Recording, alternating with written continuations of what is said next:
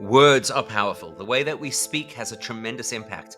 We could build people, we could destroy people, we could create relationships, we could damage the future just with the words that we use.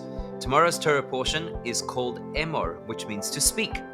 And the Torah portion begins with Hashem instructing Moshe to speak to his brother Aaron and to tell him to speak to the other Kohanim and to their children, and to tell them what a privilege it is to be able to serve as God's representatives in the temple and what restrictions they have in their lives as a result.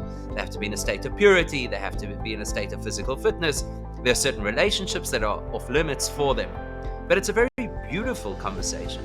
It's an encouraging conversation. It's a conversation that tells people how much potential they have, how great they could be. The end of the parasha has a far more toxic conversation. An individual who had a chip on his shoulder and in anger bursts out a curse, curses Hashem.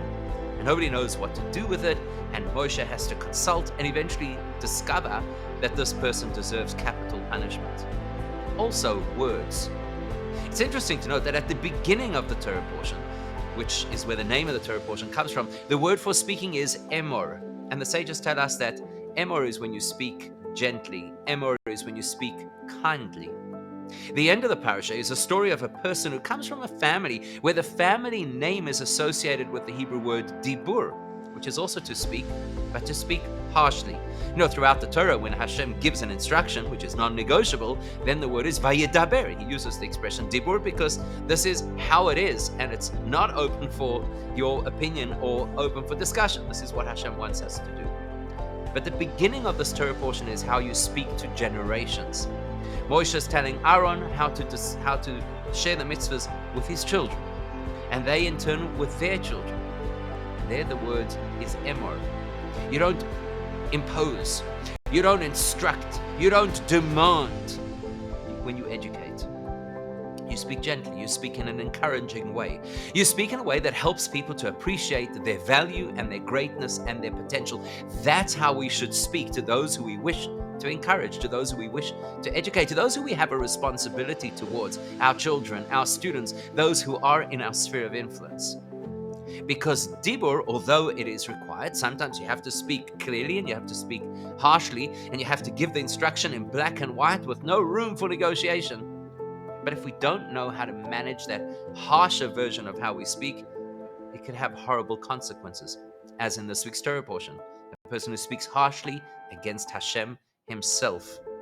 The Talmud tells us that when you listen to the way that a person speaks, you can learn a lot about who that person is.